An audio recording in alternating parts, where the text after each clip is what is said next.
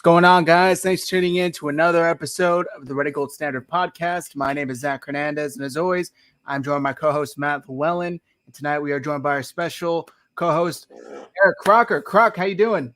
Oh man, I'm chilling, man. How y'all doing? Doing good. Fantastic. Thanks for being here. Oh yeah, of course. Matt, how's it going for you?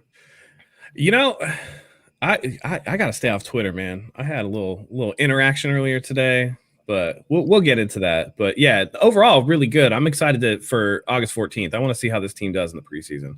I'm very interested to see, kind of where the pieces fit. So let's just jump into it. That's right. Yeah.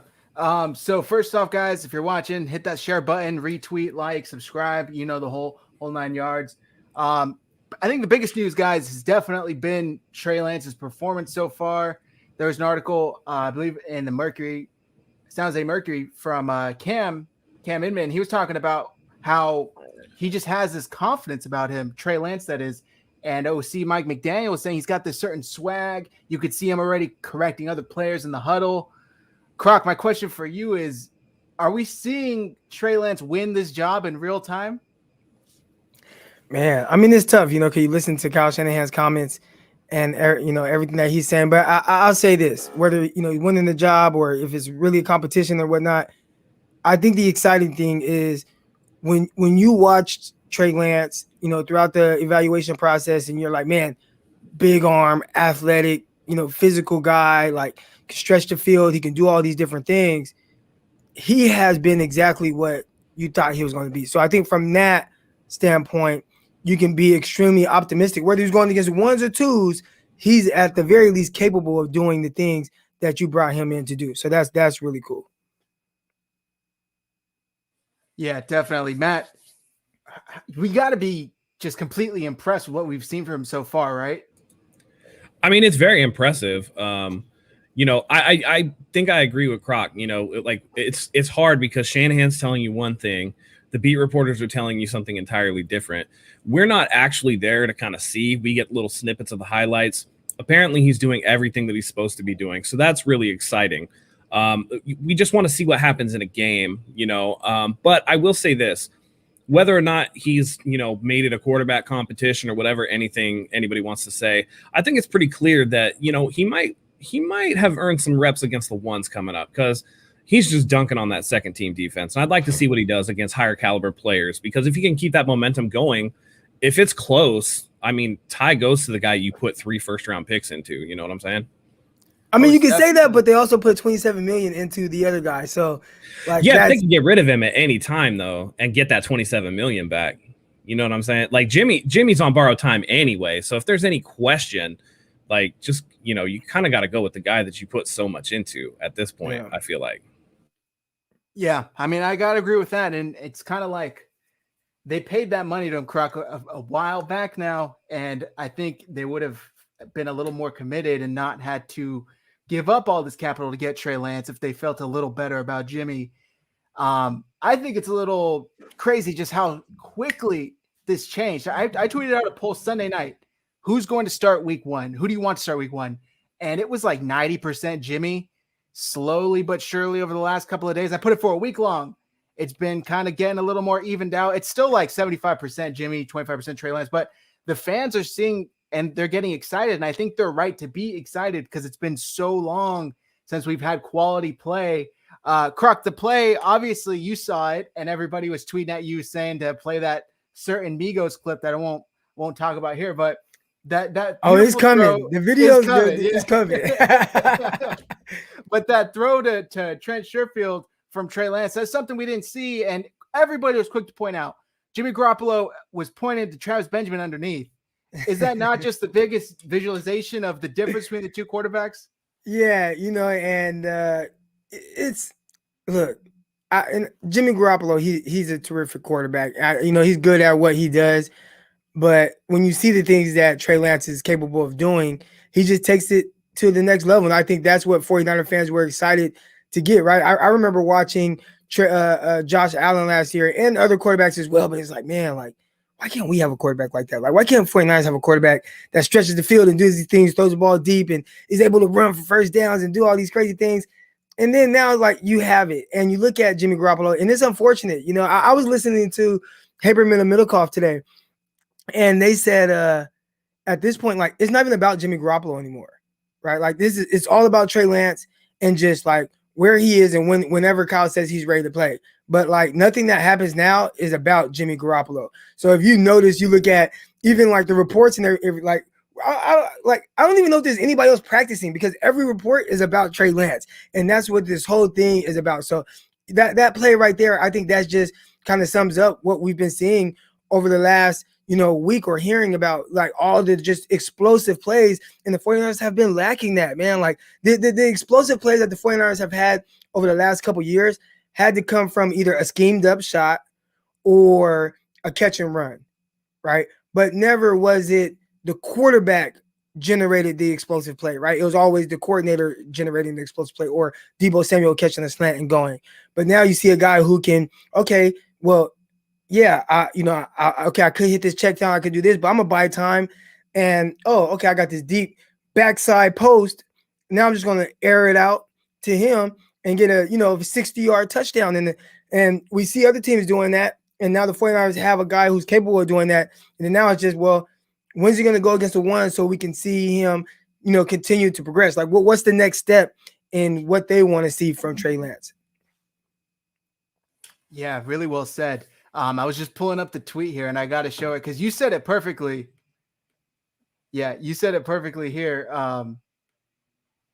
1 second. This was hilarious to me. The whole Jimmy is pointing to Benjamin because that's where he would have thrown it. Quick little 5 yards. Look at that. Yeah. Yeah, That's he's perfect. pointing to Benjamin. Sometimes you can't help it, right? Like, that's just where your eyes go. Like, if you're Jimmy Garoppolo, like, okay, that's the efficient play to make. And, that's what makes Jimmy Garoppolo good and efficient. He would have hit that.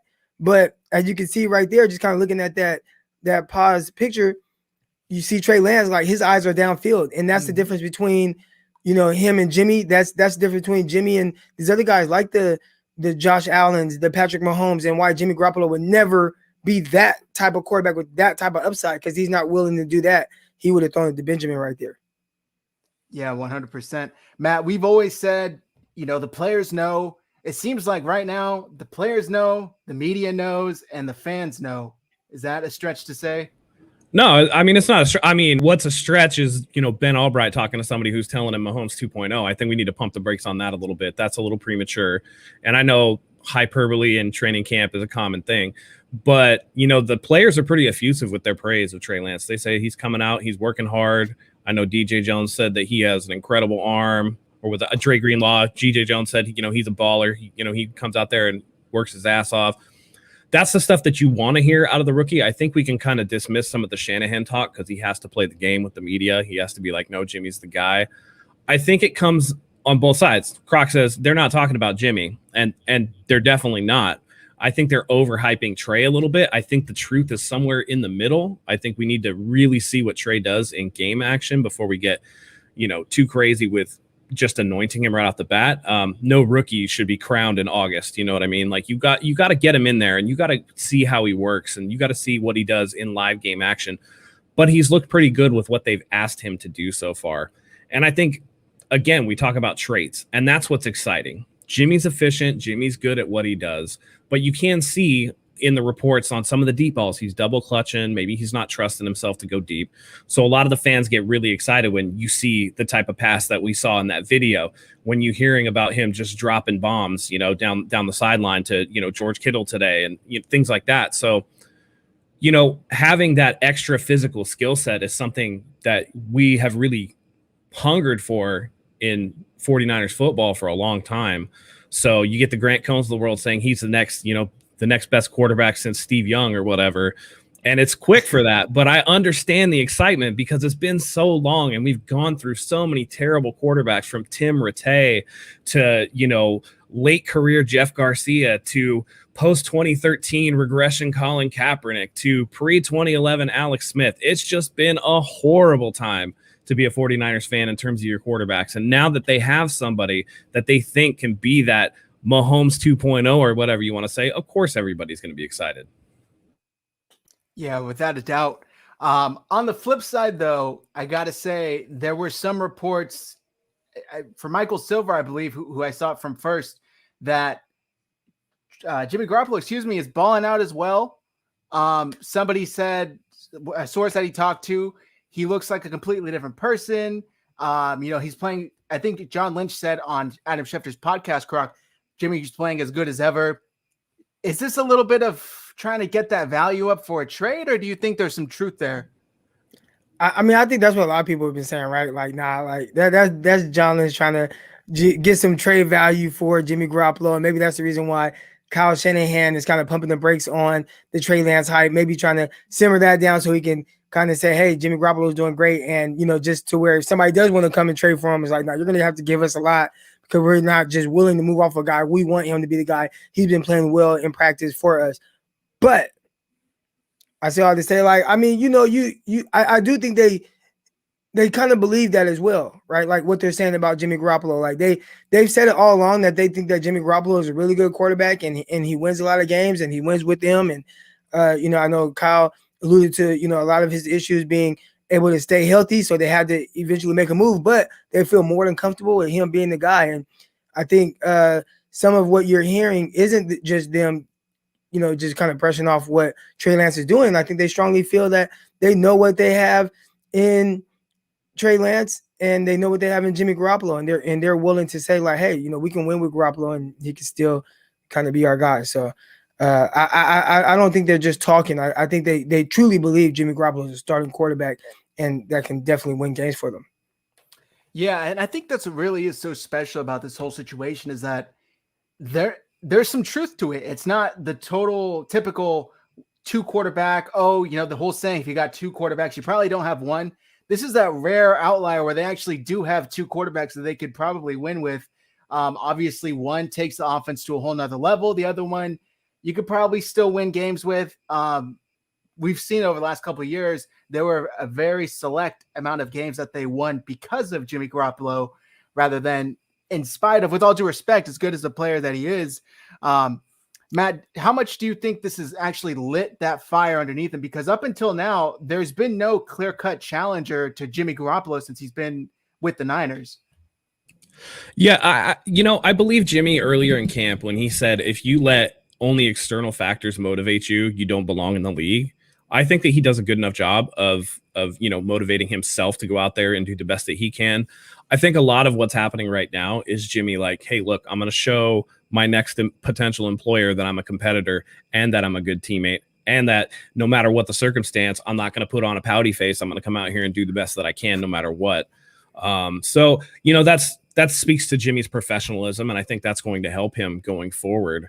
In terms of, Trey Lance is going to get in there early. I know we talk about if you don't have two quarterbacks, but during the install this week, Shanahan's putting a lot of read options and stuff in there that's going to be very Trey Lance specific. And I could see him being like how Colin Kaepernick was early, where you're using him in certain packages in the red zone and things like that, where, Lance is going to get on the field. Because you can't just do the Mahomes thing where he doesn't get in at all, I don't think. They're very comfortable with Jimmy Garoppolo, but at the same time, I know they're kind of chomping at the bit to see what they have in Trey Lance.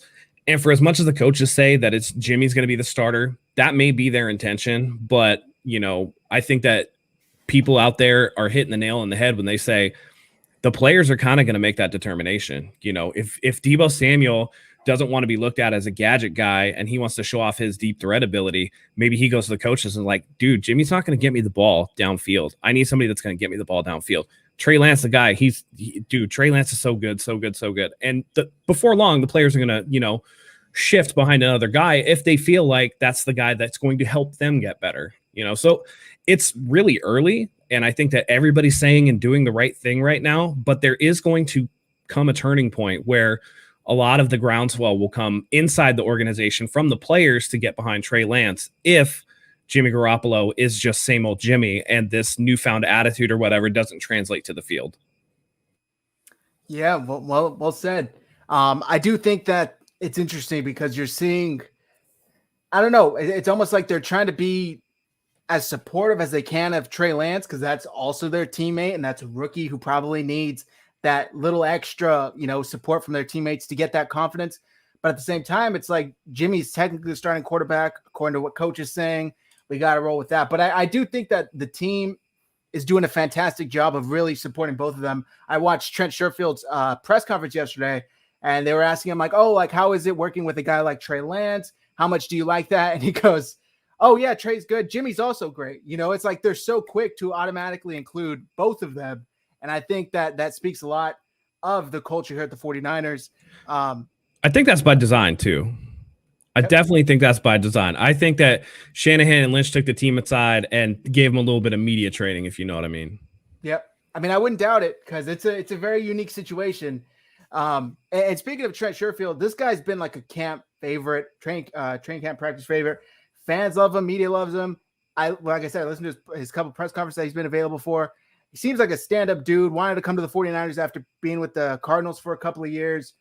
Croc, did the 49ers maybe find their wide receiver 3, which is what everybody's been talking about the last couple months, in Trent Sherfield? Is that too early to say?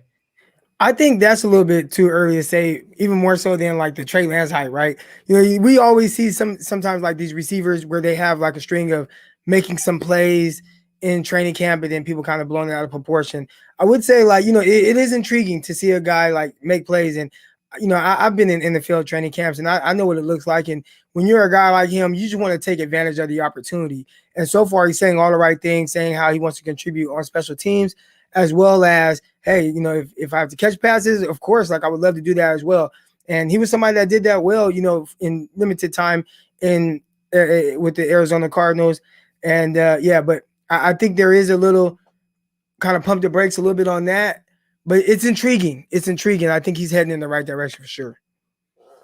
Yeah, most definitely. I think he's got something to offer, and the special teams value alone is intriguing, like you said, Croc, because Matt and I have talked about it for the entire time we've hosted this podcast together. It's just we cannot see Richie James go back there and do what he does again. We're sick of it. We refuse to see it. On the flip side, though, I forget who tweeted it out. It might have been Lombardi. And he was talking about how the 49ers have some fantastic blue chip players. Matt, my question for you is, when it comes to these positions, are they as loaded as just about anybody when you break it down? I mean, possibly Trey Lance, George Kittle, Brandon Ayuk, Nick Bosa, Fred Warner. Who's competing with them realistically with blue chip players? I mean, listen, they do have a lot of guys, but it's going to be dependent upon those guys staying healthy. Like, we all know how on paper Super Bowl teams always turn out. So if you can't stay healthy, it don't matter who you have out there in terms of on your paper, on your roster sheet or whatever. If they're nicked up or like they're missing games, it doesn't even matter, you know. Now, I won't say Trey Lance is like a guy that you put out there. Like, he's a blue chip prospect, but he's not a blue chip player yet, if that makes sense. I think the quarterback room is pretty set because I think Jimmy's going to teach Trey Lance a lot of things about being a pro and about how to approach the NFL level of the game. You know, I think, you know, the offensive line's looking pretty good in terms of, you know, McGlinchey's up. They got some, I'm hearing Aaron Banks is making progress. Defensive line is stacked. I know they got players there. If they stay healthy, we can rush the passer. But there are question marks, you know. Azeez Al-Shaair went out with, you know, a knee sprain. Linebackers looking thin after those top two guys. You know, we got some rotational players, but nothing to write home about. So we need to keep Warner and Greenlaw healthy. And then the cornerback position is super thin right now.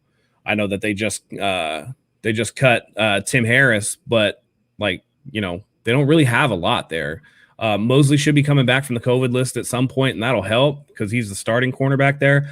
But, you know, is Ambry Thomas going to step up? Like, who takes that, you know, fourth cornerback role? I know that we're expecting Williams to be in the slot again, but all it takes is one injury or, you know, one, you know, COVID list, and then the 49ers are back to having no depth. We don't know what's happening with Tart. I haven't heard anything about Jefferson. I don't even know if he could still play.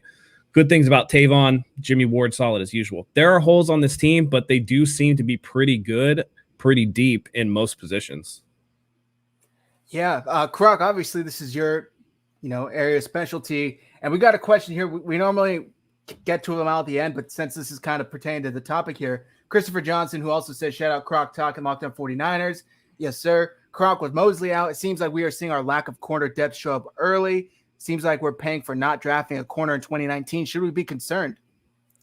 I think a little concerned, but I also say this, man. Like, most teams, if they lose their number 2 corner, then they're going to be typically kind of limited with their options. I think the 49ers last year were kind of an anomaly where you lose, your 2 starting corners kind of at different points, and you still have a Verrett, a Witherspoon, and Mosley, guys that are able to fill in. Typically, that's not the case on most teams. I mean, we talk about the Rams. They lose Jalen Ramsey or they lose anybody else. Like, who the hell are their corners? So I think sometimes we kind of get so caught up in the 49ers roster and maybe like, oh man, we just don't have depth here. But you can't have depth at every. You're not gonna have depth at every position. I do think if there is a thin position, it's probably the cornerback position. But you also have to see like how do these younger guys develop. It sounds like so far Ambry Thomas has had kind of a tough time to start off camp, but he's a guy who hasn't played in a year. He opted out last season. So you want to see how he's going to come along. Obviously, there's Deommodore Lenoir. I like him. And then, I mean, and most fans don't want to hear this, but there's also Dante Johnson. And Dante Johnson is a guy who last year, I mean, outside of the one time he got bombed on against Philadelphia, but aside from that, I didn't think he was like the issue with the defense, right? And he played a good amount of snaps, whether it was on the outside, whether it was in the slot, and he was never like the reason the 49ers are going to lose. So, if you can have, a couple guys and maybe an up and coming guy, rookies or whatever, and then a Dante Johnson who, can fill in and be a versatile piece and just not be the reason you just get torched every week, I think you're in kind of good position there.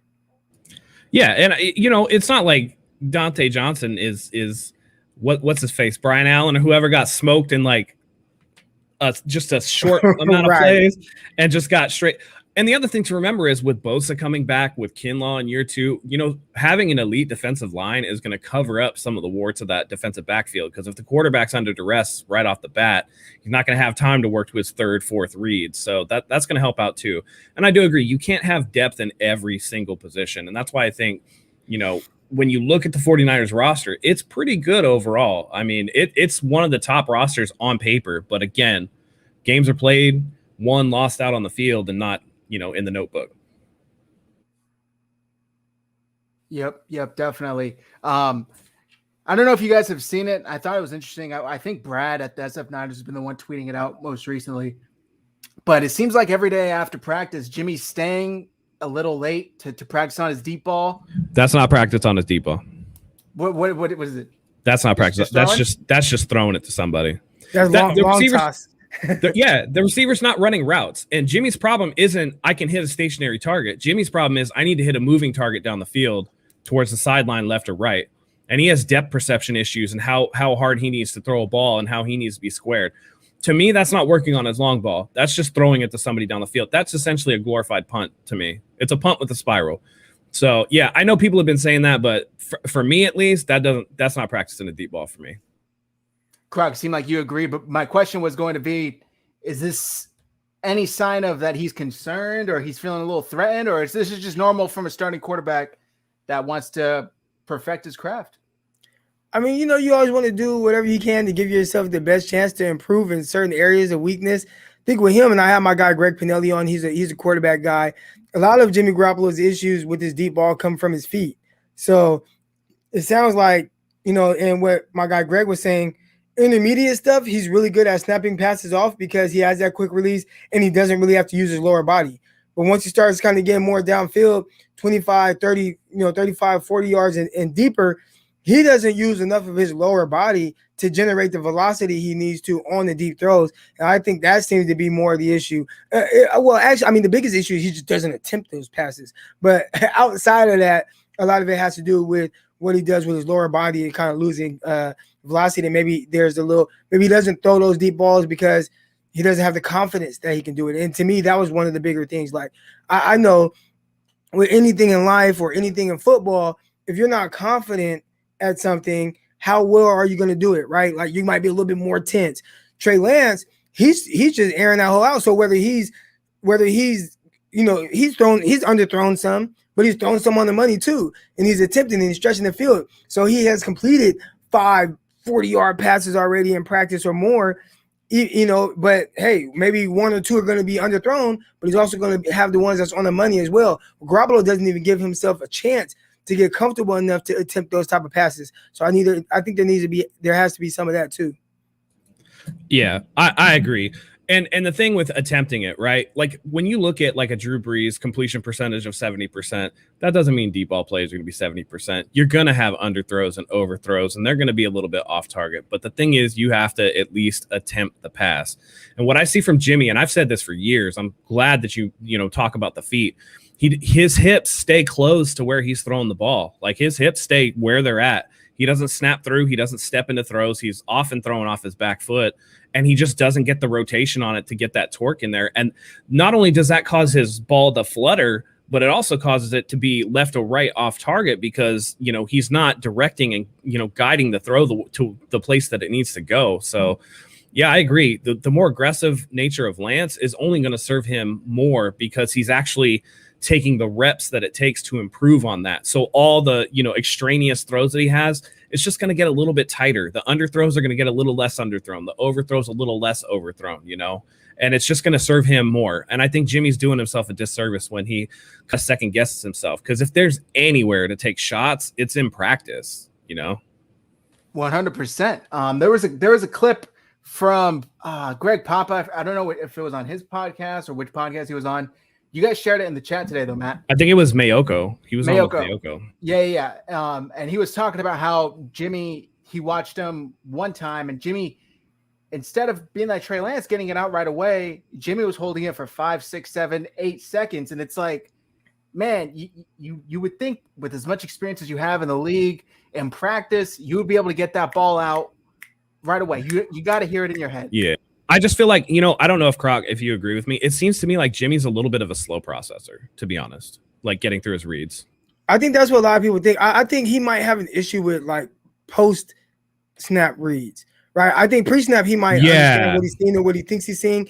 And when it's there, he's able to get that ball out right now. And even I talked about my guy, Greg Pinelli. He says Jimmy's biggest issues come late in the down. Like when he's very efficient when it comes to getting the ball out of his hands right now. But I think when it's something that he's like, oh man, I wasn't expecting that. Now he's not able to process and he's not able to play in rhythm. That's where he gets in a lot of trouble. Then you start to see kind of like the frantic feet and stuff, or that play like what was it against the Cardinals when he spun this way, then spun that way, then spun again, and then like got sacked. You start seeing those type of things. Yeah, and he'll lose. The other thing too is when he moves through his progression, if he's going left to right, he's going to lose that linebacker on that side. He's going to just forget about it because he's thrown so many picks to that weak side linebacker that just lurks and just sits in that zone and reads his eyes and just goes and gets it. There's something there that, again, like you said, post snap, that's just not clicking for him. Yeah. I don't know, man, but he's got to figure it out soon because he's got somebody like right on his ass. There's a couple questions here, but this one was actually my next point is I think it was Fred Warner who said you could really tell the difference in the 49ers beefed up offensive line. They now have Alex Mack. Mike McGlinchey reportedly gained like 25 pounds of mass on him, weight. Croc, how much of an impact will this have on the 49ers offense? I mean, Alex Mack alone should have a pretty big, positive change, right? Yeah, I mean, the center is almost like the quarterback of the offensive line, right? And he helps the quarterback out a lot, point out, different things, protections, guys that might be coming on blitzes if they need to slide one way or the other. You have a veteran like Alex Mack who's definitely very seasoned, and he doesn't see it all. He knows every look. So he's an extension of the quarterback out there. So somebody like him with that type of experience, man, I think he's extremely important. And not just for Garoppolo, but definitely for a guy like Trey Lance, who's still probably working on seeing those type of things and understand those things. Now, he did do line protection and sight adjustments at North Dakota State, but at the NFL level, it's even up even more notches, right? Trey Lance is playing well right now, but he's still a rookie and there's still a lot to learn. So I think having a guy like Alex Mack, I mean, that might be like the signing of the offseason in the sense of how well it kind of helps solidify the offensive line. And not just, the quarterbacks.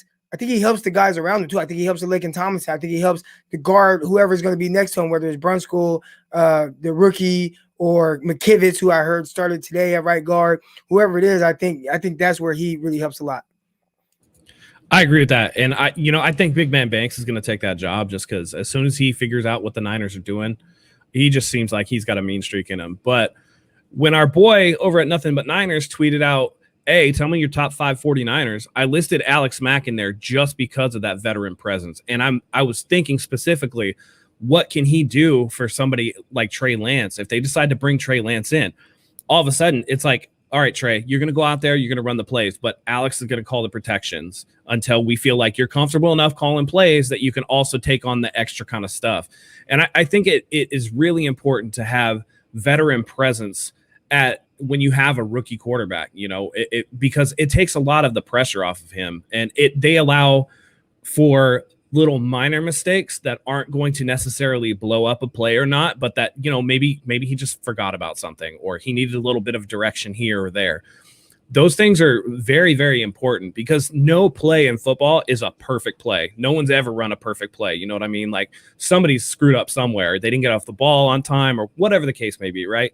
So to mitigate those mistakes from the rookie, having that veteran presence around him is super important. And for a guy like Jimmy too, who's had to deal with Weston Richburg can't stay in the game. They got whoever, like, just run another guy out at center, snap him the ball. Then all of a sudden you have fumbled snaps and all that stuff. Having a consistent veteran guy out there is important no matter who's under center.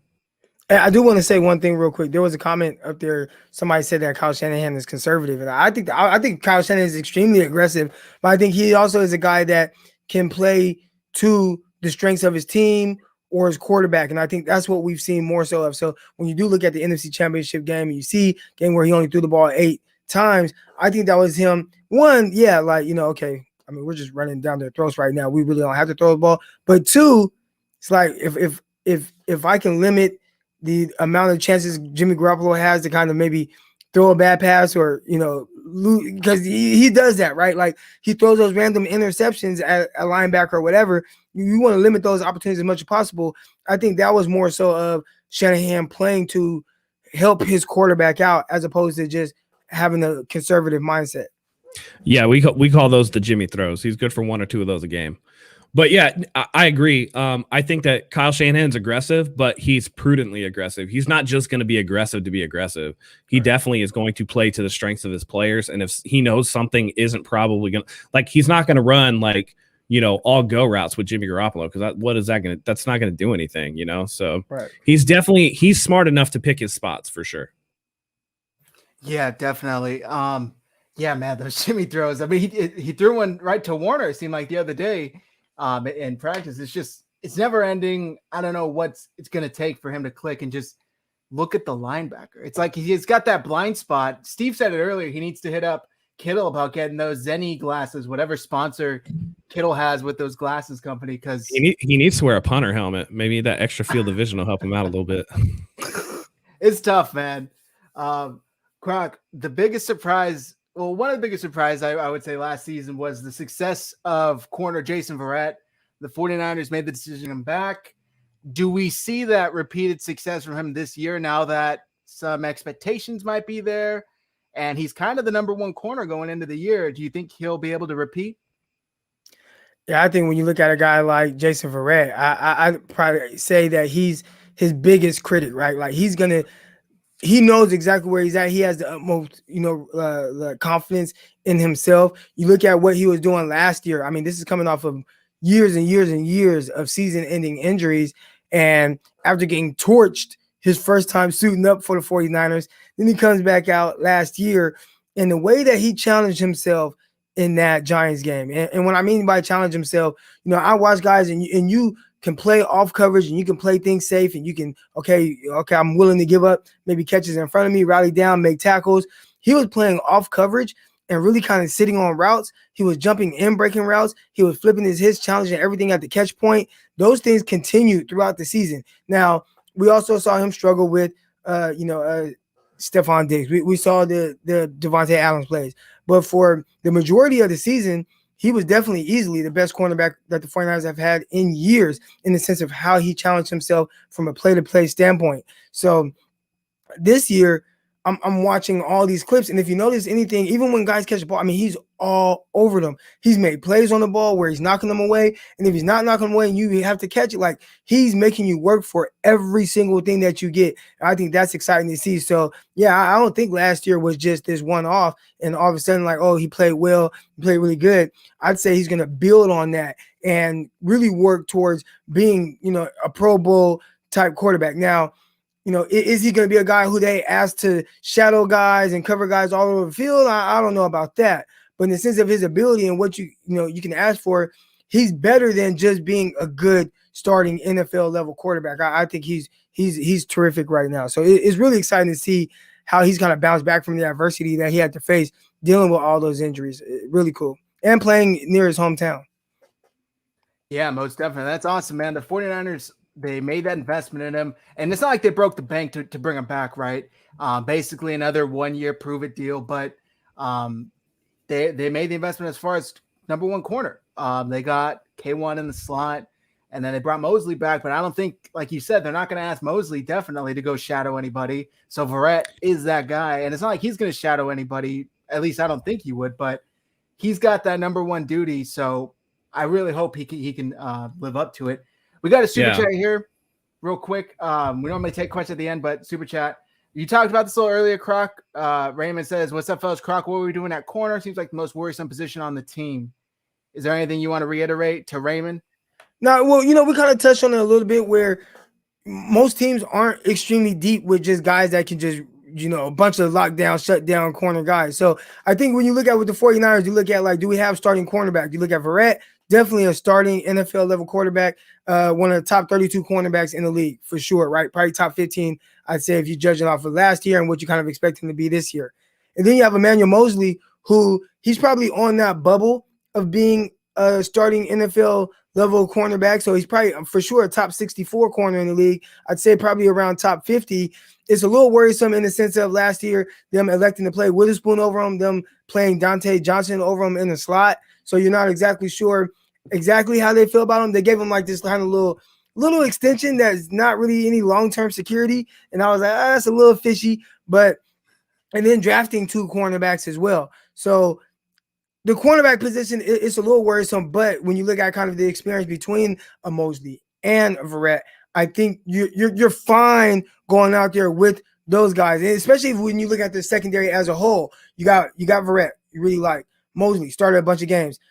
Kwan Williams, probably one of the top 5 slots in the NFL. And then you got Ward and Tart. So, like, ultimately, like, at least your starting secondary is pretty legit. Like, I think most teams will be happy with that. Again, not a lot of depth behind it, but I think there's, you have Dante Johnson, versatile piece, got some rookies. You'll see how they do. And then they just signed Webb, who started he didn't play last year, but before that, I mean, over the previous 2 years, he started 25 games. So, that's a ton of experience right there as well. So I think right now it's solid. I'd say you could probably be doing a lot worse in the secondary than what the 49ers have. Yeah, I agree. And, to piggyback off of what we said earlier, Verrett has always had the skill set. He just needs to stay healthy. I think Mosley has had some solid games for the 49ers. That's always good. My question for you, though, Croc, I got a question, is how much are we going to see in terms of coverages out of D'Amico Ryans versus what we saw out of Robert Saleh, you think? Oh, man, this is when I wish I was there. But with listening to all the reports that are coming out of Santa Clara, sounds like they're playing a lot more man coverage. And that's what I like. Now, the tough thing is playing more man coverage. It's tough to do it in the NFC West because you play Russell Wilson, you play Kyler Murray.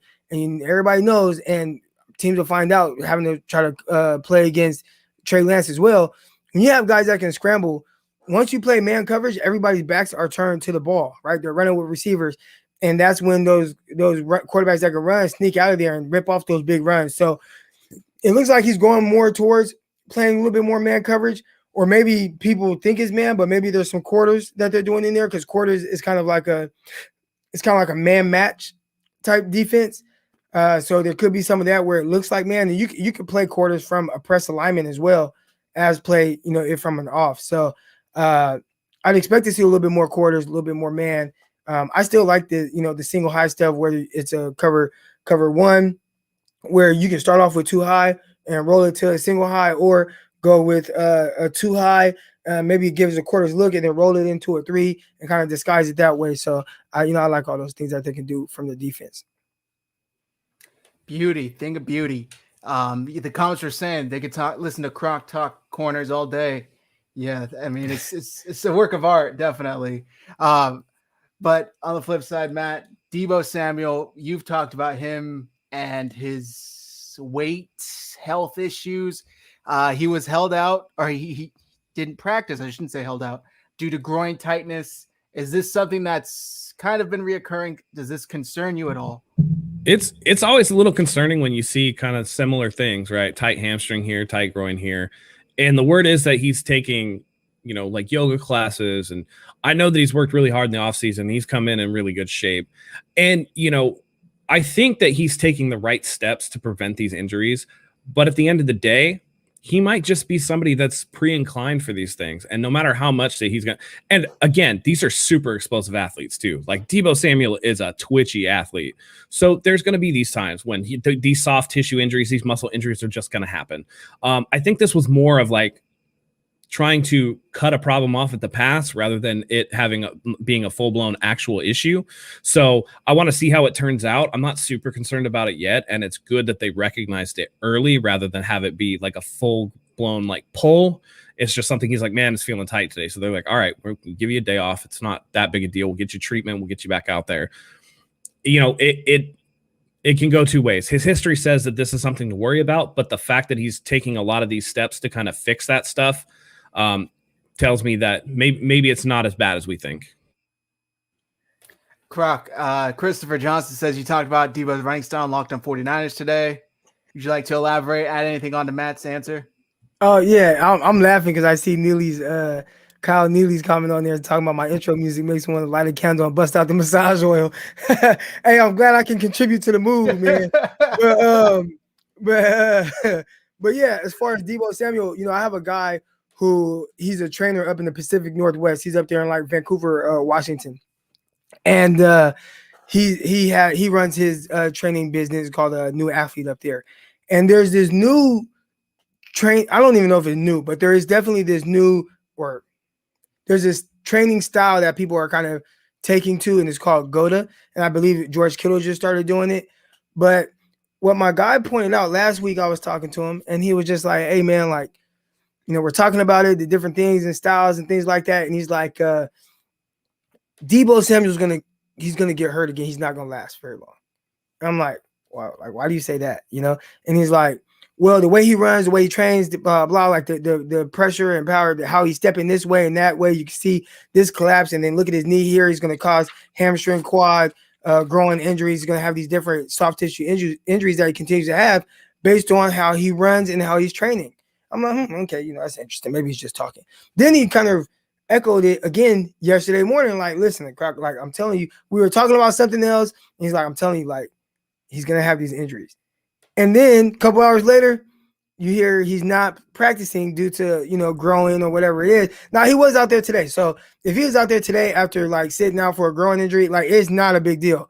But the fact that it was something or enough to have him sit out, my boy might be onto something there. Right. So maybe there's something that Deebo has to do with his training program and kind of fix maybe the way that he's running and the way that he's kind of putting pressure on those ankles and stuff to where he's shooting up, because this is not an isolated incident with Deebo Samuel. This is something that's been plaguing him going back to South Carolina, where he missed plenty of time due to lower body injuries. Yeah, I agree. There's a certain level of explosiveness that you have and just certain, force that you're going to put on a joint. And, your friend is probably real correct. I see it all the time. I'm in healthcare. I've been in trauma and all that stuff. And you see, people just, it's knee valgus. It's, it's being a little bit too tight in the hips. It's overstepping a little bit. There's all these little biomechanical things where if one thing's off, it causes a chain reaction that affects everything else in the body. And so you'd hope that, Kittle gets really into this and he goes, hey, Deebo, I got a guy. Let's go see my guy and kind of help him out. And yeah, Deebo is such a fast twitch, physical, raw, explosive power style of athlete that I do think that these things are just going to keep happening. It seems like it, man, but hopefully something can happen. Matt, I know we talked about during the season last year that he needed to cut some weight a little bit. It seemed like he did going into this season, but I don't know if now there's other flexibility, tightness issues. I don't really know the ins and outs of the medical issues like that. Definitely not as well as you do. So no, I've heard, I think it was you, Croc, that said like one of your guys is like, yeah, when Debo gets hurt, he definitely gets a little heavy. Oh yeah. So I played with John Griffin. He was actually a running back on the Jets when I was there. So he ended up being the strength and conditioning coach at South Carolina. He's actually strength and conditioning coach now for the LA Rams. But he's always giving me a heads up about all the South Carolina guys while he was there and coming out. So I got all the backstory on Kinlaw, definitely Debo, other guys too I was interested in, like J.C. Horn and stuff, Brian Edwards. But when it came to Debo, he was telling me, like, dude, he was telling me about the miles per hour they clocked him on, how fast he can run. Like, dude, explosive athlete. Like, he's a shorter, squattier guy. I mean, all these things that we're seeing now, right? But he also said he's a guy that has to watch his weight, because some people, like, they'll lose muscle or they'll get skinny or whatever, like when they're not working out. Said Debo goes the other way. Like, Debo gains weight and he can really balloon up if he doesn't really watch it. And I think that's something that we've seen with his time being the 49ers. I think that's something that kind of plagued him last year, where he dealt with multiple hamstring injuries, obviously the broken foot. I think some of the issues stem from the broken foot.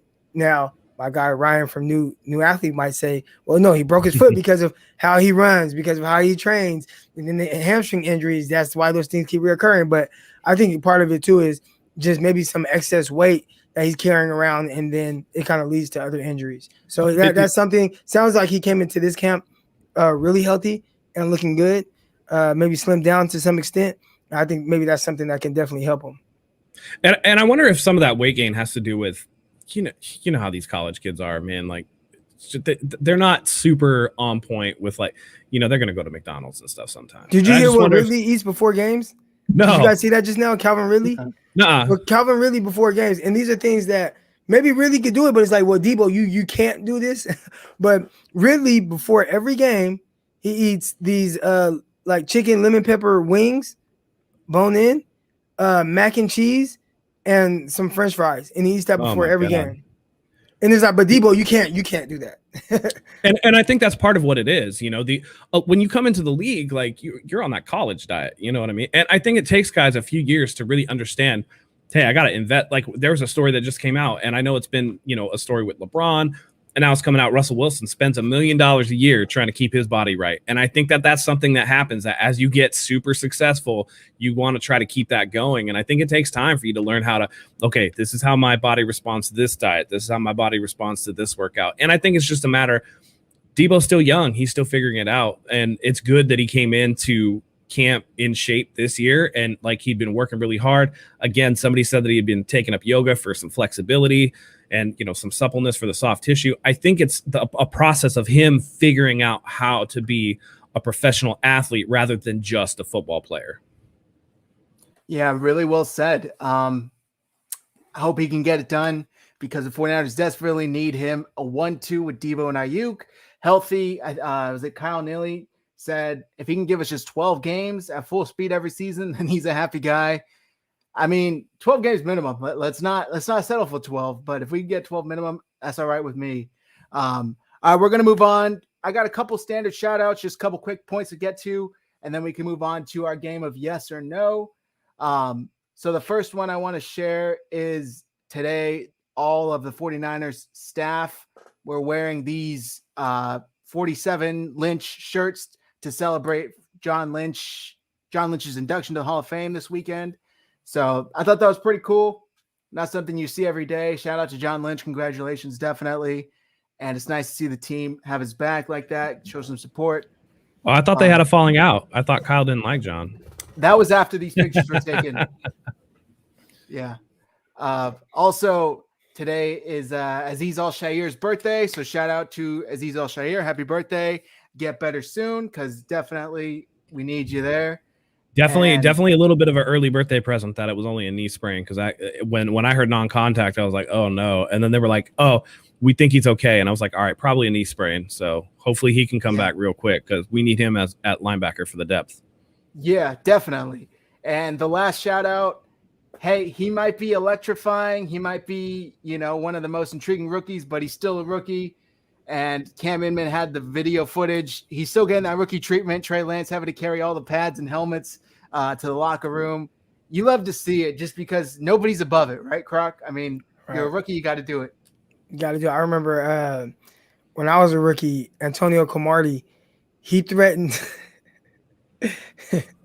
Antonio Cromartie, man, like if we didn't bring him some like flower seeds and all these snacks that all the veterans wanted, then they were going to throw all our stuff into the cold tub, piss on our stuff, like all type of crazy stuff. So we got threatened. I don't know if that happened with Trey Lance. Jeez. That man's crazy. Yeah, they want their snacks. The vets want their snacks, and when you're a rookie, it's just like, damn, gotta do it, man. Yeah. I mean, when presented with snacks or pissing on my stuff, like I'll get you whatever snacks you want, dude. Yeah. All right, we're gonna move into our game of yes or no. Croc, if you don't have any pieces with it written on there, thumbs up, thumbs down works for us. So the way the game works is we're just gonna say a sentence, and you're gonna say it, tell us yes or no, and then we'll elaborate as to why we all feel that way. I'll go first. You need a second, Croc? I'm good. Okay. All right. First one. You got it. Yes or no? I saw this. I got to give credit to Croc for the topic conversation. 41 is an ugly number on players. 3, 2, 1. No. Okay. So 2 no's, 1 yes. This is a very interesting conversation. I don't know. Hey, man, people got to stop sleeping on number 41. And you got to look at, like, I know people hear 40s. I'll tell you this. When I was getting issued my number, you don't know what number you're getting when you're an undrafted guy and whatnot. I'm like, man, like, if they give me a number in the 40s, like, please be 41, because that's the only 40 numbers that look cool.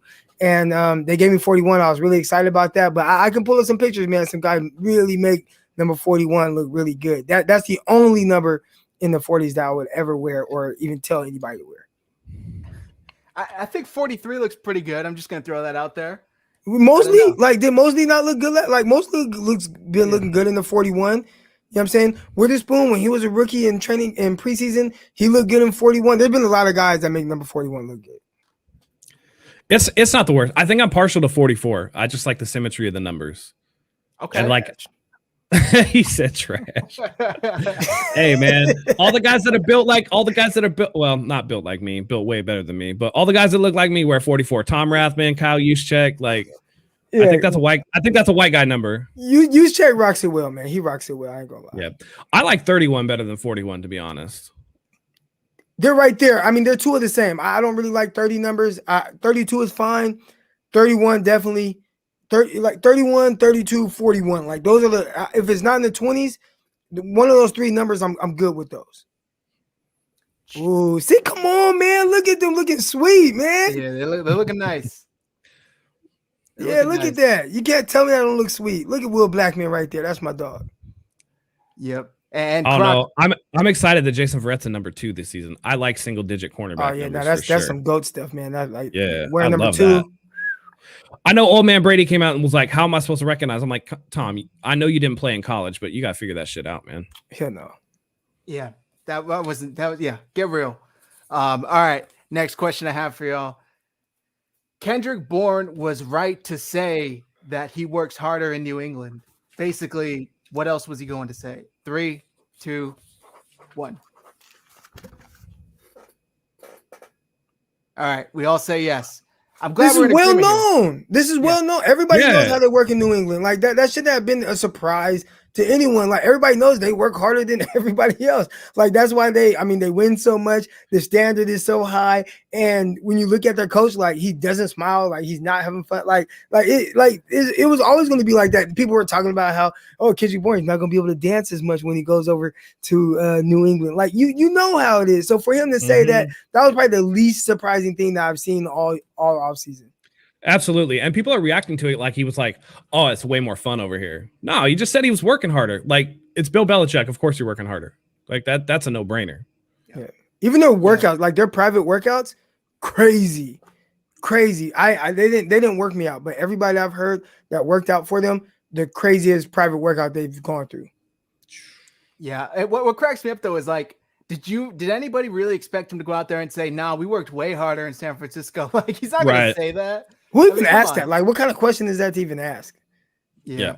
I mean, hey, he's over there saying Mac Jones is swagged out, so can't be swagging near number 50 at quarterback. I don't care. He's drinking the Kool-Aid. Hey, low key, I kind of like that Bill Belichick does that though. It humbles him a little bit. I'm sure. Yeah. It's funny. Bill Belichick's like, I'm the alpha dog in this locker room. You're gonna wear whatever number I give you. Yeah. Matt, you have any questions? You want me to go? Yes. Brandon Ayuk will emerge this season as a true, not just on the 49ers, but a true NFL number 1 wide receiver. 3, 2, 1. Oh man. Pen He's like, out? he's gonna go maybe. No, yeah, okay. 2 no's. Why no, Croc? I think he's close. He's on the verge. But to me, to see you be like a true wide receiver 1, I got to see you stack consecutive seasons. So although he played well last year, he missed 4 games. I need to see him have a big season this year. And I'm going to actually say no, because if Jimmy Garoppolo starts a majority of the games, I think that's going to take away a little bit of his production vertically and kind of limit some of his numbers. I think going into the next year, year 3, that's going to be his big year where he breaks out and he solidifies himself as a true guy. But now I say all that, but man, I mean, you can't help but be excited from everything that you've been hearing. Obviously, he looks extremely healthy, right? Hasn't had to miss any practices due to any groins or anything like that.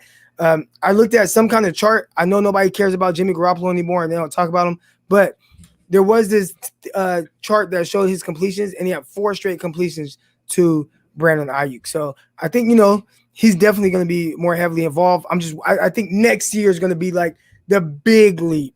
This year, I guess him, 1,000 yards, Mm-hmm. Yeah, I agree. That's about where I'm at, with the added caveat that I've actually heard some things about how, against some of the better corners, he's going to struggle to get off the line. That some of the players kind of tease him a little bit for being slow off the line. So if he can kind of shore that up, and then again, like Croc said, just stack seasons, I think that he can be. I just don't think that it'll necessarily be this year, especially like he said, Jimmy Garoppolo, or even a transition to Trey Lance, because we don't know how that's going to turn out if Trey is going to have eyes for somebody else, because it seems like all these quarterbacks have their favorite. George Kittle set his records with quarterbacks other than Jimmy, so it just depends, But I think that I agree with Croc. It'll be year 3, not this year. I said yes, and I just think, he had, pulling up his stats right, he had like 750 yards and 5 touchdowns on 12 games last season. Add an extra game into that. But I don't know. Matt, are you talking about but I will say this: number 1 wide receiver, or like I'm talking like in the mold of like a DeAndre Hopkins or like a Julio Jones. He's saying like you think he's going to be like a top 12 receiver in the NFL. Okay. And I want to point out, I know you said his yardage and this and that. I know how to deal with bad quarterbacks and stuff, but once the media started talking about how Brandon Ayuk could potentially get 1,000, you know how quick he stopped catching passes last year, because defenses started focusing on him a little bit more, and it's got to be some growth. I think some of it too is, like the quarterbacks, because there was a game he played in, I think against Arizona with Beathard, and they only threw the ball to him 1 time. For sure. Beathard only, he threw 1 ball to Kittle downfield, 1 to Richie James downfield, and outside of that, everything was just I don't know. It was really weird offensive game plan games. So it's hard for me to put anything on him, especially from last year. I'd expect, again, with Garoppolo, I expect the numbers to be better than last year. With Trey Lance, I think it could go up even more a notch, because just more vertical shots. Look at a guy and I know this is a long-winded response, but AJ Brown and Deebo Samuel. I want to say Deebo had more catches rookie year, but AJ Brown had 200 and something more yards. One had a vertical pushing quarterback, the other one didn't. Yep. Yeah, I agree. The one thing I will say though, if they transition to Trey Lance, I wonder if that would actually potentially lower some of the receivers' yards because of how much they're going to want to work in the quarterback runs. If he'll throw the ball a little less. Yeah, but if you're pushing the ball downfield more, then I think from a yardage standpoint, it could kind of even out. So maybe less catches, more yards. But you look at a team like Tennessee, right, where nobody runs the ball. I mean, look, they hand the ball to Henry as much as they can, but they're still going to take those play action deep shots. And you look at AJ Brown and what he's been able to do off of that. He's been very successful. Yeah. Real quick, I'll just add in there too. Basically, everybody was injured, so he was the only target. So that also contributes to that. There was no Debo or Kittle for most of the part alongside him. Maybe that plays into it a little bit.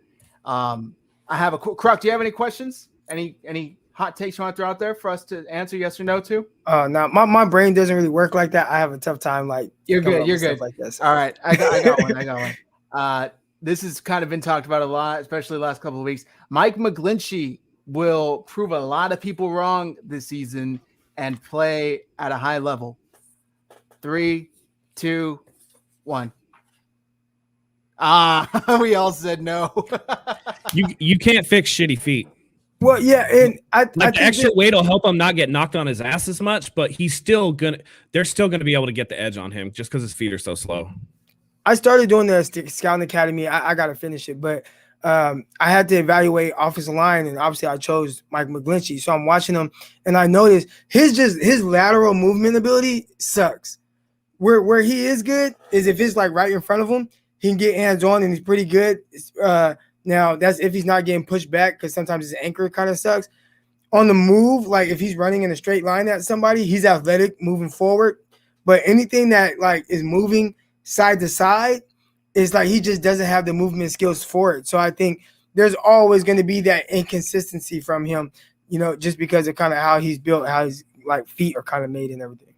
And you can see it too. Like he cheats on his his drops in the pocket when they drop back. He cheats his feet for sure. Like it's and again the extra weight. Like we saw him get knocked back so much last year. I saw him on the ground almost every game. We made fun of him on the show all year. Slim Mike needs to eat a sandwich. He ate a few sandwiches, and that'll help him from getting knocked over. But at the end of the day, I think that he might not get knocked over, but you're still going to see, the holding call or the guy that, blows right past him. And maybe that's something that Trey Lance will be better equipped to deal with because of his athleticism. But, I mean, he's going to get Jimmy hit occasionally for sure. I will say this. He doesn't suck. Like, and I think a lot of people, like, they oh, no. They have this thought, suck. like, and even with, I think it's Chris Johnson, he's in here and he's like, he was drafted 9th overall. I thought he was drafted to be an elite run blocker, and he still is that, right? Like he can struggle in pass protection, and there's some inconsistency there. I think when you draft somebody 9th overall, you would like to see him be a little bit better and more consistent as a pass protector. Hopefully, the added weight does help, because I thought, his anchor was bad. Like he was just, getting pushed over. He's on the ground way too much. Like, dude, you're 6'9", 300 pounds, whatever you are. Like, how are you getting pushed over? But some added weight, hopefully that helps. He does not suck. One of the best run blocking tackles in the NFL. But absolutely, just a little too inconsistent as a pass protector. But we're just merely talking pass protection, because I think this added weight is going to actually add to his ability to run block, because he's going to get into dudes and just knock them back off the line. It's a difference between your momentum going forward right off the bat when you don't have to maintain a pocket behind the line of scrimmage versus it's a run play. You're trying to get in the dude's ass right in front of you and just knock him down. It's a big difference. And he is a very good run blocker. Pass protection is where he's inconsistent and struggles with those feet. Yep, well said. Kyle Neely says, with a running quarterback, Mike will be the best mistake this team has ever made. Well, not ever. Yeah, for real. All right, Matt, do you have one? You want me to go? I kind of have one. Yeah. All right, shoot. Brandon Ayuk will be the primary punt returner this season for the 49ers. 3, 2, 1. All right. We all in agreement again? No? Yeah. I know there's a lot of talk about him like getting back there, and Shanahan says he has to prove himself. I still think it's going to be somebody like Elijah Mitchell, who's making waves when he gets opportunities as a running back. And I think that, he looks pretty good against the twos in that running back spot. And I think that's going to lead to them wanting to use that athleticism somehow. Because Trey Sermon also looks pretty good, minus a couple fumbles here that, can be cleaned up. But from everything I hear, Elijah Mitchell looks pretty good, and I wouldn't be surprised if they got him back there with his speed. It just, I just don't think that you can put with the thinness that you have at wide receiver, I don't think it's worth the risk to put Ayuk back there for a little bit better punt returns. Croc, you said no as well? Yeah, I just think the 49ers have just had too many injuries, and I think they're probably playing a little bit more cautious. Like, they're a team that was just, like, super healthy, then, yeah, I could see them definitely putting him back there. And I think it was Grant Cohn that alluded to how much Antonio Brown was back there. Like, Antonio Brown returned punts when he was the wide receiver one, and he was the primary guy. So it's not, like, unheard of. Steve Smith, another guy that did that. I mean, there are a lot of guys that primary receiver, also primary return guy. I just think the 49ers, with their health issues that they've had and being very unlucky, I think they'll be a little bit more reluctant to do that. But I think you will see him return way more than what we saw last year. I think key moments, they'll have him back there. I just don't think he'll be back there every time. Yeah, well said. I agree. I just think he's too valuable. He's too valuable. And like Croc said, like Matt said, you can't risk it. And, you got guys like Elijah Mitchell, Trent Sherfield. These are guys that fresh legs. You can get them in there, at least see what they got. It's at least something because it's a low bar. And with all due respect to kind of beat out Richie James at returning punts, because he hasn't been able to bring much production to that position.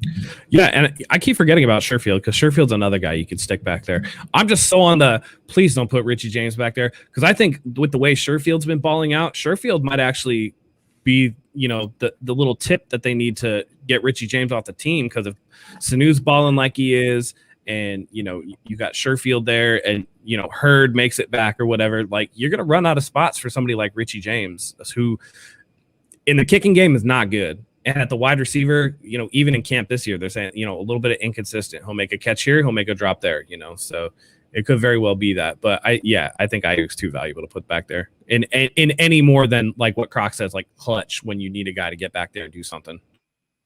Yep. Well said. All right. I got one for you guys. Trey Lance will start more games than Carson Wentz this year.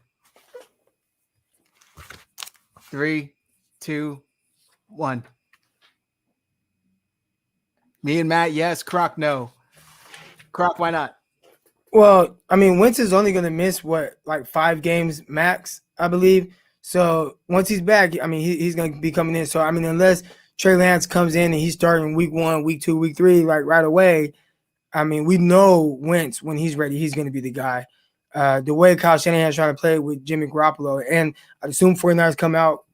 Obviously you hope they win a couple of those first games against the Lions and the Eagles. And, I just think there's going to be a kind of a little leash for Garoppolo that will extend past 5 games. And by then I think Carson Wentz will be in there. So I think that Croc is pretty spot on with it's Carson Wentz's team. But where I disagree with him is I don't think it's going to be 5. I think it's going to be closer to 9 or 10.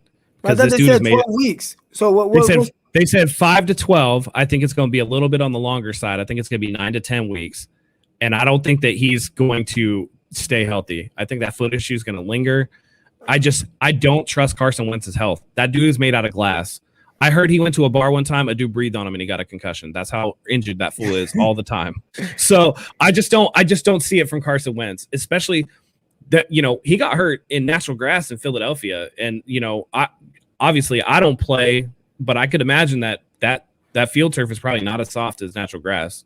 I mean, we all know what happened to the 49ers in the Meadowlands. So I just don't trust it. I just don't trust Carson Wentz's health. Yeah. And Croc, I'll just say that's assuming he doesn't get hurt again. This is just this one injury before, pads even got on, before anything. If that's the one injury, I'll say he'll start more games than Trey Lance, but I'm not confident that will be his only injury. I hate to say it. Like how many times has this dude been in line to play a playoff game and gotten either injured before the playoffs or gotten injured in like that one time he was in the playoffs and got concussed in the first quarter and had to leave? Yeah. Nick Foles won a Super Bowl because you couldn't stay healthy. Yeah. Did you see Nick Foles talking about how much he loves the Indianapolis OC or quarterback coach? I forget which one it was. It's like basically just begging to get traded over there. It's hilarious. And Carson Wentz, is he still in Chicago? Yeah, he's like the third string quarterback. Yeah, he's the third string quarterback. No wonder he's going to talk about that. Yeah. I mean, I've heard out of camp that Andy Dalton's like not happy either. And I wouldn't be either if I was looking across at Justin Fields. Yeah, I don't know. Red Rifle not getting it done. Has he ever though? Hey, Andy Dalton was a solid starter. He took the Bengals to the playoffs like 5 times. That's no joke. That's true. That's true. I'll give him that. There were a couple of years there where he had them in order. All right, I'm going to go through a couple questions here, and then we're going to wrap things up. Let's see. There was one here. Matt, you talked about Mo Sanu. I forget who asked the question. Do you think he makes the roster? Yeah, I think he makes the roster. I think the players barked loud enough and he looks good enough that they're going to keep him on the team because you cannot underestimate that veteran presence. The players, especially Ayuk and Debo, like him. And I think that speaks volumes in terms of keeping somebody around, especially when the reports are that Jimmy said it himself, he looks pretty fucking good. You know what I mean? So if all the players are saying he looks good and the players like him and he's a leader in the locker room, you're not asking him to go out there and get 10 catches a game. You're asking him to go out there, play a role as much in the locker room as on the field. So I definitely think that he stays around. Okay. Croc, there's one here. Let's see, from Shock. Thoughts on Jimmy G practicing his no. There was another one. Sorry. Wrong one from him. Here we go. We touched on that. Hold on. We touched on that earlier. He wasn't practicing a deep ball. He was just long tossing. Yeah. Here you go. Thoughts on how much playing time Trey might get in preseason games? Oh, I say he gets in the first preseason game. I say he gets a quarter and a half. So I think Jimmy G probably comes in for 2 drives, and I think Trey Lance will possibly get the rest of that half, and then the third and fourth quarters will be split between Rosen and the other one, the big tall one. Okay. Yeah, I agree with that. I think that's first preseason game. I think Lance gets just about the same amount of time. I think Jimmy goes a little bit longer. I think Lance will play like second preseason game. Jimmy will go maybe a quarter. Lance will go second quarter, a little bit into the third before they trade off. And then third game, Kyle said he's treating it like it's every other year. The third preseason game is a dress rehearsal because this year there's 2 weeks off in between the third preseason game and the first. So Jimmy will probably play most of the first half. Trey Lance will probably play the third quarter, and then they're going to try to determine who that third string quarterback is going to be between Sudfeld and Rosen. Coach Timo, Croc, do you ever meet Eric Davis or Eric Wright, 49ers? Nah, Eric Davis, we got each other's numbers and stuff. So, we've texted and stuff, and potentially one day kind of watch some film together and stuff. But as far as we actually met them in person, nah. All right. I got a question for you. Is that a common thing? If you run in NFL circles, like somebody just be like, hey, you should hit up my boy Eric Crocker. He knows some stuff, blah blah blah, and then you just have like an NFL player reach out to you, or I don't know, but I think. I guess not to that extent, but yeah, because I got a lot of dudes. Or maybe Twitter DMs or something, right? Yeah. It happens where it's just hey, hit me, So yeah, I got dudes' numbers that I have never met in person, or they weren't my teammates or anything like that. But for whatever reason, we have each other's numbers to rap about, whatever. I remember Will Blackman, he wanted me to train him, so I remember he shot me his number. That was before, that was some years ago, but. Yeah, so I guess it just kind of happens like that where you just have each other's numbers. That's what's up. All right, Christopher Johnson, what players do you think Shanahan makes look good that would be average on another team? Mostert is the one for me. Croc, I'm interested to hear your answer on this one. What players do you think Shanahan makes look good that would be average? It's a tough question.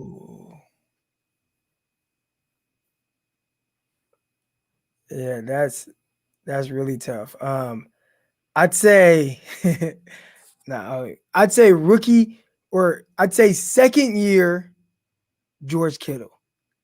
I think since then he's progressed a lot, as a pure route runner and all that. But I think early on, I think his second year where he started really kind of exploding onto the scene, I think a lot of it was a little bit more of he has the ability, but there was a lot of scheme that was involved in it. Now, he's tremendous. I think he's a great route runner. I think his hands are tremendous. I think he's a terrific, a pure tight end, and he'd be amazing on any team. But I'd say early on when he just had a big breakout year, I think a lot of that, he'd probably be a little more average at that time on another team. That's Would y'all hot kill me take. if I? Would y'all kill me if I said Jimmy? Well, he's average on this team. I know. No, I'm just playing. No, yeah, that's a tough one. I think that he's made a lot of people look good in different spots. I think, because he schemes so many different people open that everybody has a chance to shine. Oh no, you're good. I know I'm supposed to go on the radio, and I think they just called me, but. All right, we can wrap things up here. Yeah, we'll wrap it up.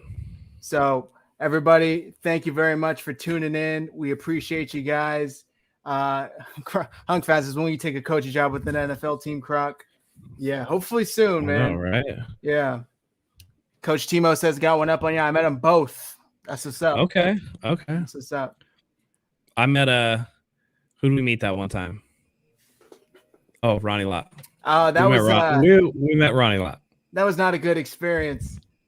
Melissa, that's right. That's okay. Melissa had a question. Let me try and find it here. It got buried in the chat. Hey, Croc, how happy are you that Trey Lance went to the 2-bar? I know you were talking about that. Oh man, I did not want to watch him play all year. I would have told Shanahan like, nah, dude, I don't care how good he's doing. You got to bench, dude. He got to change the face mask. But he went to the 2-bar, and I noticed, I've been noticing little things. So he went to the 2-bar, and then he went to the little wristbands, and then I saw the black towel. And then I saw the all red cleats. So yeah, he's coming along nicely. I like it. I like what I'm seeing. He's getting it. He's getting it for sure. Brock, while you're on the phone, the question here is, when are you going to take a coaching job with an NFL team? Oh, never, man. Never. Have you ever been close? Like, has anybody ever taught, like, even like college, like, has anybody ever like hit you up? Yeah, I've been hit up by colleges, but I had to finish having my degree. So that kind of like put some of that on hold. But I really like what I do, man. Like, I'm opening up my own sports performance facility. I told you guys what I'm planning on having my own podcast studio for people to come in and record podcasts and stuff like that. Bring that to, Southeast Arkansas. So I like the entrepreneur life because like I answer to myself, you know what I'm saying? Like I set my schedule, like, obviously I have, a set schedule, but I can change things however I want. I don't have to answer to anyone but my wife. So yeah, I like being more of an entrepreneur. Not saying I wouldn't. Now, if somebody was just like, hey, want you to come right now, be an NFL coach, I mean, it would be hard to turn down, but I got some things here that, have been invested into. So I probably would have to turn that down. Right. That's what's up. Ronnie, bigger than we didn't. He was a bigger something than I thought he would be in person. That's for sure. Yeah, he was very, very. He was standoff. He was pretty standoffish. Yeah. But like I don't know I don't want to hammer him too hard. I'm just talking right now. It could have been a long day for him. He could have had people up his ass all day. You never know. But who is this?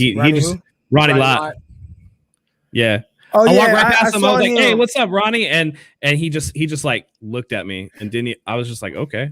Yeah, he did that to me. I saw him last year. I was at the 49ers game. Steelers? Yeah. Everybody was at the that bar at the hotel. Yeah, at the hotel. Yeah. And I walked outside and I saw Ronnie Lott. Yeah, that's where I saw him too. Yeah. And he just wasn't having it that night. He was not interested at all. All right, last question, Melissa. Jordan Hicks or Chandler Jones, would you trade for either? Croc. No. Well, D Ford's healthy. So you got Nick Bosa, and that's your guy. Mm-hmm. And I mean, like, if we're talking about like video game, like give me Jordan, give me Chandler Jones. Man. But just like realistically and kind of how you kind of build rosters and stuff like that. Like you got Nick Bosa, like that's your guy. And then really you have a 4-3 in Eric Armstead, who slides inside. And then now you have a couple pass rushers in D Ford, who seems to be healthy, and then Ekebum. So, I mean, I think the 49ers are kind of set with their front. Yeah, if they were going to spend the resources that it would take for Hicks or Jones, I'd rather them try to go after Xavier Howard, to be honest. But I think all those scenarios, I think they're pretty set with what they got in terms of splash players. I don't think that there's one, they spent all this capital on Lance. Two, they're kind of up against the cap if they're going to carry Jimmy's salary forward. Like they're kind of limited in what they can do, and I think that they're okay with what they have right now. Okay, I like it. Yeah, same here. I think the return, I should say, of D Ford is something totally took me off guard. I didn't think we'd ever see him in pads again.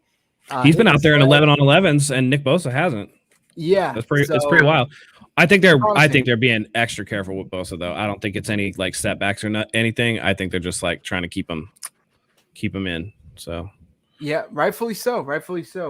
All right, guys, we're gonna wrap things up here. Thank you very much for tuning in. Real quick before we do, quick shout out to our sponsors. This episode is brought to you by Acre Gold. Click the link in the description. Get gold, for a little as $50 a month. As soon as you reach the price of 2.5 grams, they will send you a gold bar. It's smaller in person, but it's 2.5 grams. It's the market value. It's a super cool way to buy gold. Click the link in the description. Support the show. Also, shout out to 81 by Terrell Owens. As you can see here, click the link in the description, 81vino.com, code HIVE, 10% off, free shipping up 2 or more bottles. Lastly, check out shop49ershive.com. You can see I have my Trey Lance portrait up there as a little cartoon edit we did. That's available on our Teespring store, shop49ershive.com, RGS 15% off. Now that all the plugs are done, thank you very much, Croc. We appreciate you. I'm sure everybody already knows, but let them know where they can find you, where they can hear you at. The fans love you. Yeah, you guys can follow me on Twitter at Eric_Crocker, YouTube, Croc Talk TV, which is about to go under construction a little bit. I got some things I've been working on, so everything should be kind of like set in stone Friday, I'm hoping. So once that gets done, I should have some changes, minor changes to my YouTube, but some big time announcements. And then yeah, man. Shoes. What else? Striking Gold. I mean, not Striking Gold. Excuse me. Locked On 49ers. Make sure you guys check out Locked On 49ers with myself and Brian Peacock. Man, we record every single day. Today we just had my guy Ross. He covered Trey Lance over with North Dakota State. Also covers the Packers and talked about some comparisons between Trey Lance, Jordan, and why am I blanking on this last name now? They drafted him last year. The Packers. Jordan Love, excuse me. Jordan Love, yeah. All right, so that, and then, yeah, man, you guys. Underdog Fantasy. I'm partnered up with Underdog Fantasy, so you guys download Underdog Fantasy app, promo code Crocky. I appreciate that. There you go. It's been a hell of a show. It's been a hell of a week in training camp so far.